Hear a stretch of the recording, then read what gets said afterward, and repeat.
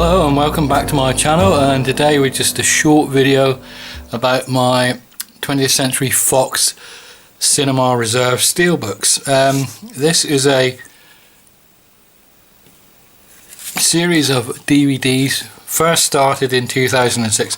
I don't have all of them, in fact I don't even know how many there are in the series. But the ones I've got are very good. As I said, they're all steelbooks, they're all 2-disc editions, and at the time these are some of the best produced DVDs you could get. All brand new scans back in the day when DVD was king, long before Blu-ray set in. So here we go, and first up, from 1951 at 88 minutes in black and white. This also has an English 5.1 surround sound audio and its original mono track, and it's the brilliant The Day the Earth Stood Still.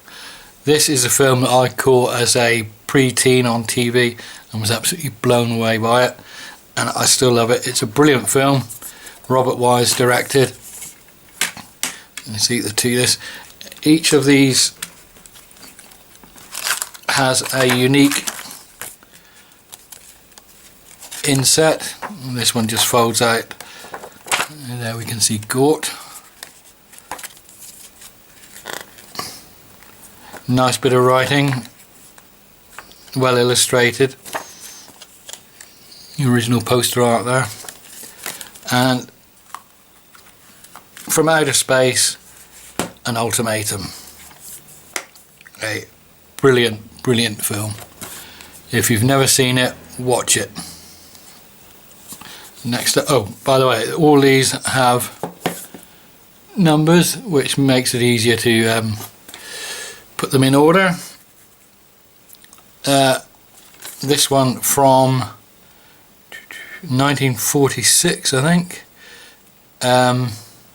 92 minutes, black and white. This has the stereo soundtrack and the original mono soundtrack. Henry Fonda in My Darling Clementine, a film about Wyatt Earp.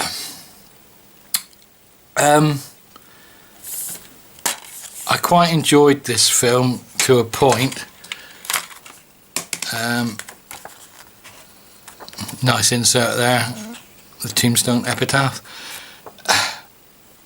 But as a historical document, it's a load of old baloney, which is unfortunate. But then again, their mythology started even when they were around. Apparently, John Ford, director of this, actually got to know Wyatt Earp. But even still, this is just way off of the truth that it's unbelievable.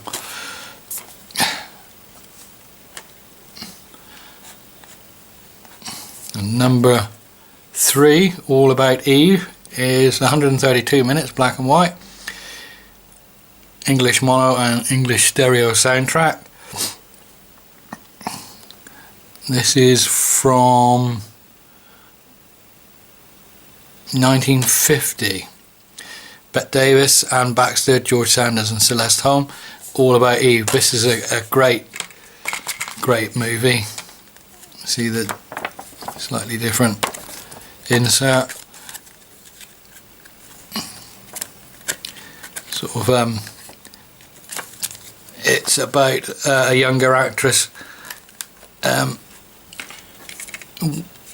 overtaking the older actress, who is Bette Davis, full of scintillating dialogue. This, as with My Darling Clementine, was a blind buy. I'd not seen it before, but very good, well worth it. And these steelbooks, just, I don't know if it shows up on camera, but they are really good. And number 4, from 1944, directed by Otto Preminger, 83 minutes, black and white, stereo and mono soundtrack, is Laura, starring the gorgeous Jean Tierney. Dana Andrews and Clifton Webb. This is a very good sort of investigative film where Clifton Webb is a journalist, I think, investigating the supposed murder of Laura. A really good film.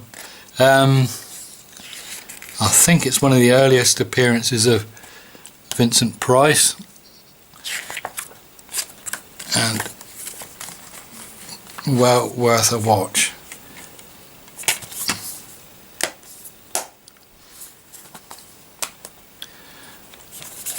Next up, number 5 from I can't see a date on that. It would be mid-40s as it's set during the war. From Alfred Hitchcock, 92 minutes long, black and white, and it's Lifeboat. It's an unusual film in that it's set just in one location, which is the lifeboat itself. A group of disparate characters who bring on board the lifeboat perhaps the person who torpedoed them, and descent ensues. This is very good in the way it's played out. You can't believe it's a studio bound film. It's really well done.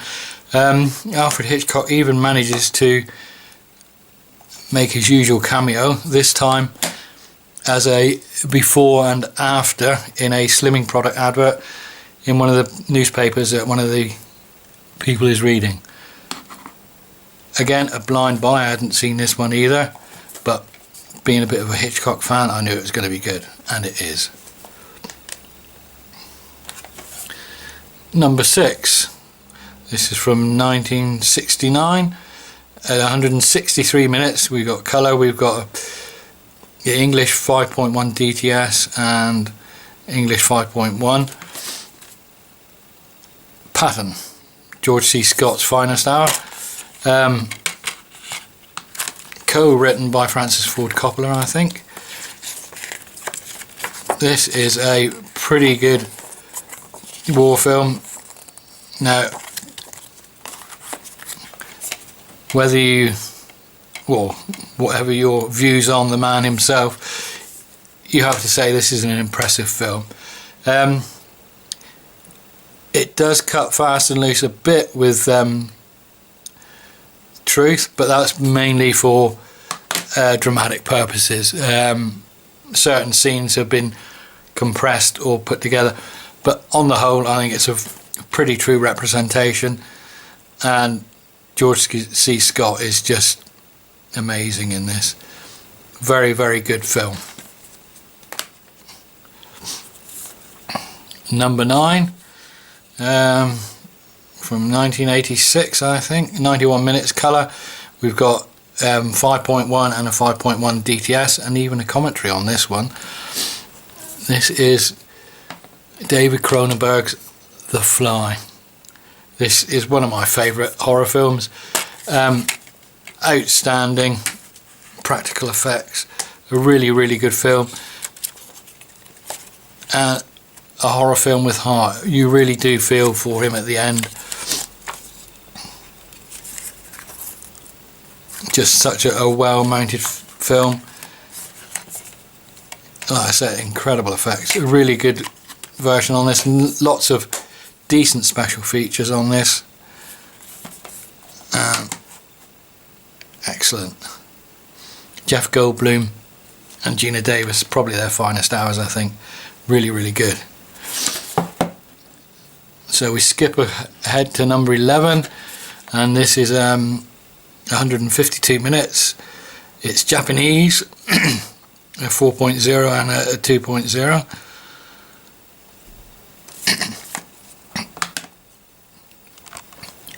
This is Kuroko Sera's Kagemusha. Probably murdered the pronunciation of this. This is probably one of his most famous films from his latter years. Again, lovely inset. with original artwork. This was it's a very long film, and I must admit that I've never got to the end of it yet. I will sit down and watch it all the way through one day. I don't think the transfer on this one is as good as it could have been. I don't know whether it's the original film stock or something, but I will have to re-watch it. But I didn't think it was as good as it could have been, transfer wise.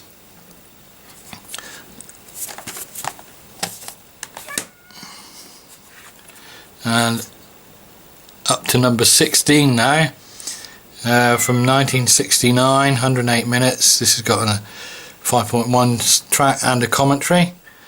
This is the classic Midnight Cowboy, John Schlesinger film, with Dustin Hoffman and John Voight. This was apparently the first